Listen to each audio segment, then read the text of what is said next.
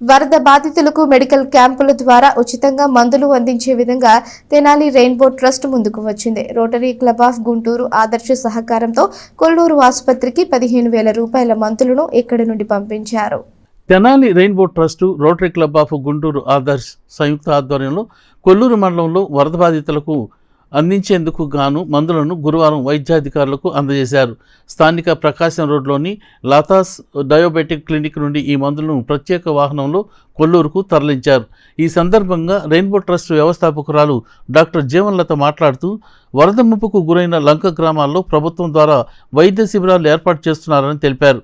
వైద్య శిబిరాలకు అవసరమైన మందులను Rainbow trust, Rotary Club of Guntur Adarsh సంయుక్త ఆధ్వర్యంలో సమకూర్చడం జరిగిందని చెప్పారు.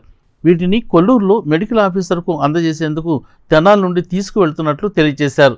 ఈ కార్యక్రమంలో వరలక్ష్మి, సృజన, జ్యోతి, వెంకటేశ్వరమ్మ, మేరీ కుమారి తదితరులు పాల్గొన్నారు. మొన్నటి వరద కారణంగా ముంపుకు గురైన లంక గ్రామాల్లో కొల్లూరు, వెలటూరు మెడికల్ క్యాంప్స్ నిర్వహిస్తున్నామని చెప్పేసి గవర్నమెంట్ డాక్టర్స్ మమ్మల్ని కన్సల్ట్ అయ్యి ఉన్నారు. వాళ్ళకు మెడిసిన్స్ కావాలన్నారు.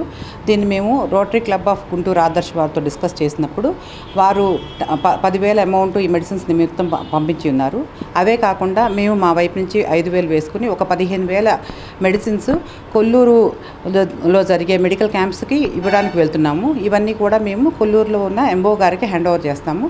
సో దట్ ఆవిడ కావాల్సిన మెడికల్ క్యాంప్స్కి డిస్ట్రిబ్యూట్ చేస్తారు.